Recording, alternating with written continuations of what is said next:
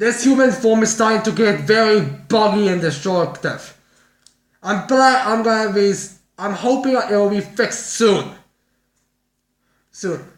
Well, anyways, let's get on with this video already.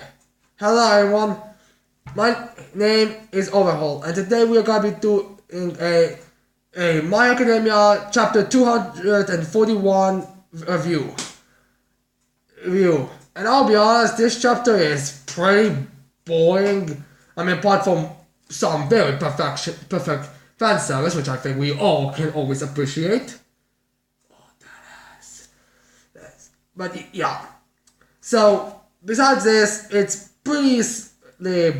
I think the chapter is supposed to be more of a light chapter because of the last arc. In fact, I would not be surprised if Hirkoshi is allowed to do more of these dark moments. It's just he needs to make the next chapters lighter, next arcs lighter.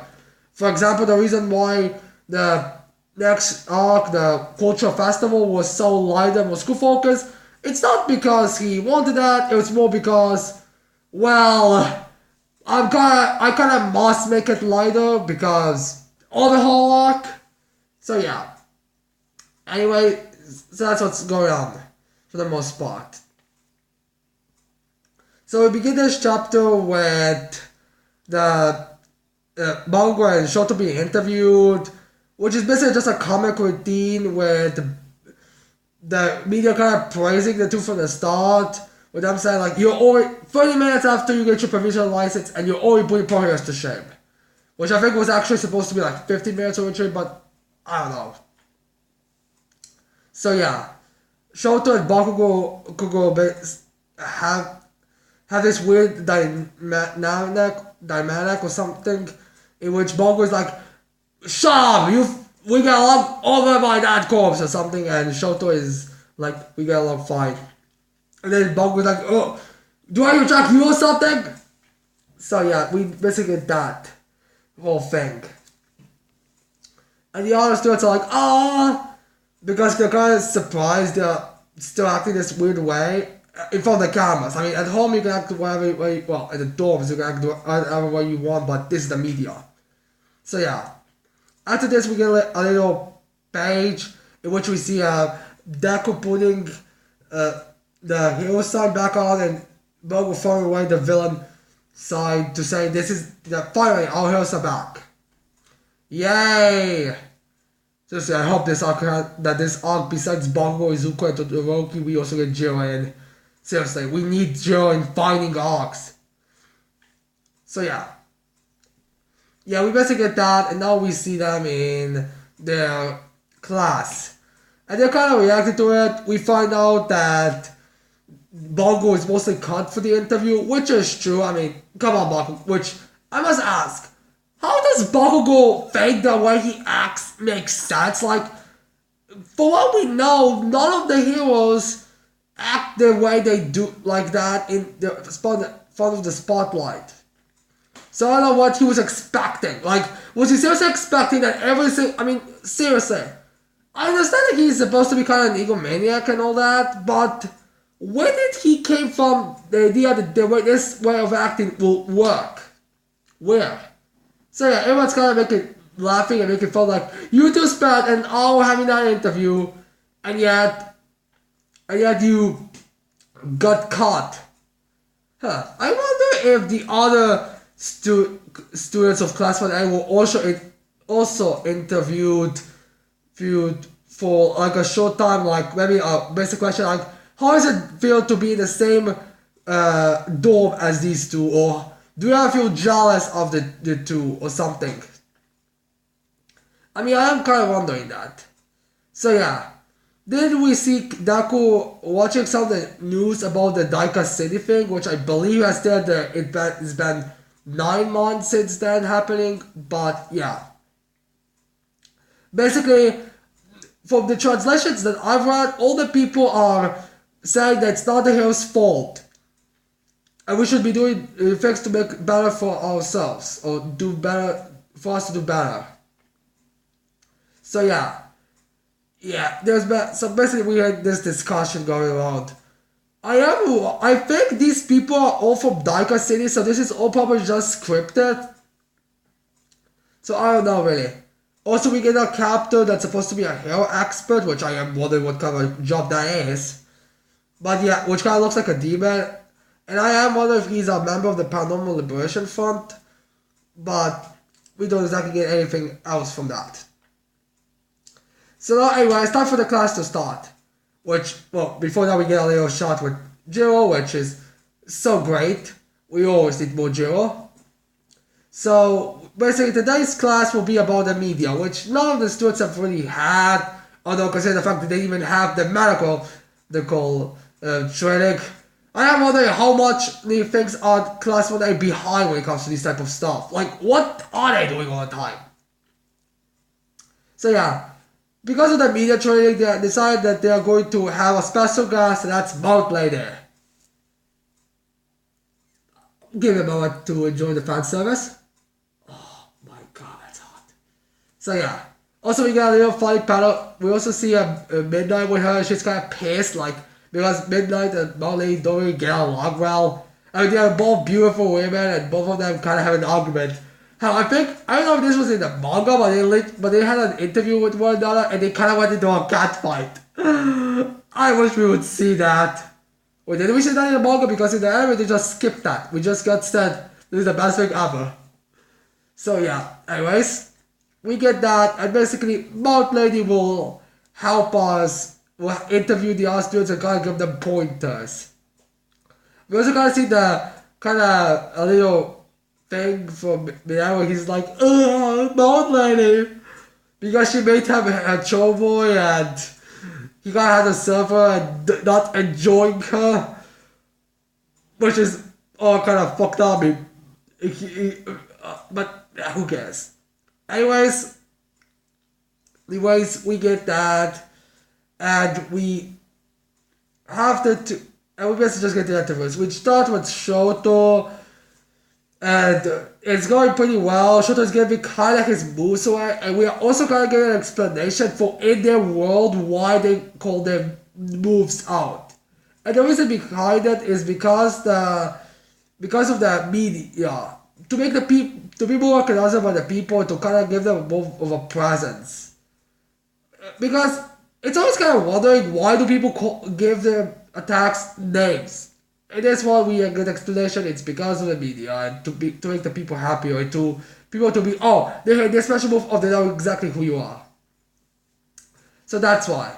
Now there might be some debate if that's wise, because the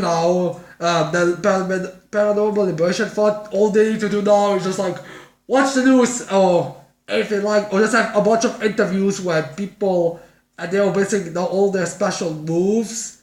But I was especially with the new heroes, because I feel like the heroes that were previously already kind of knew all their abilities. But now that students also get that.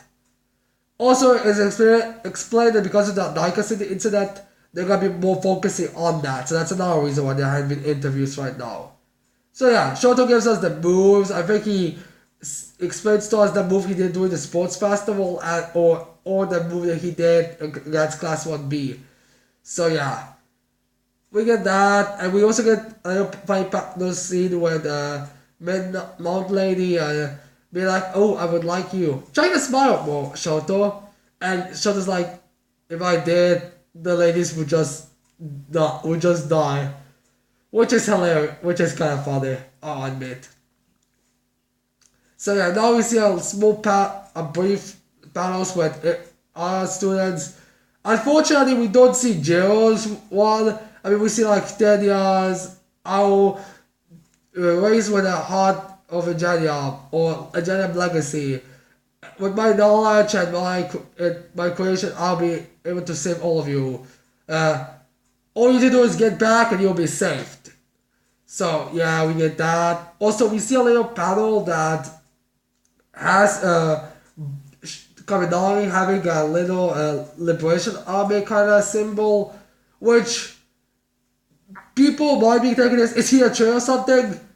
I don't know. In fact, I don't know really what happened with that side. So if he is the traitor and the Liberation Army and the Paranormal Liberation Fund now has a different symbol, which I believe this symbol which I believe is a different arm with Kaminari, which would kind of make sense. Like first, I think that he was using his left hand, I believe, or was it his right? I don't know. Just Kaminari makes a symbol that's very similar to the Saluda Liberation Army hat. It might be later, or maybe some people just looking too much into it. But anyways, it just probably to make him look cooler. So yeah, Ball Lady is basically saying, "Oh, you're all doing great," which I must ask, how did the interviews with Koda and Jiro go? Because Koda and Jiro aren't really the most, flamboyant and over the top of all the members. Like maybe Jiro is in combat, but I mean, I haven't seen her acting that way. I mean, I think she was very excited and maybe a little happier to use her moves, but outside of that, I don't think she was very flamboyant about it, and Koda is Koda. So yeah, I don't know exactly. But then we get to Bakugo, and he's just like, "Oh yeah, shut up," or something. The hell up. And basically acting the way he did. Basically the most unmediatic, basically anti-media. I'm assuming that makes Endeavor look like the media darling. I mean, we don't know. It's like, oh, I think Endeavor just said to he ignores the media and just straight go through them.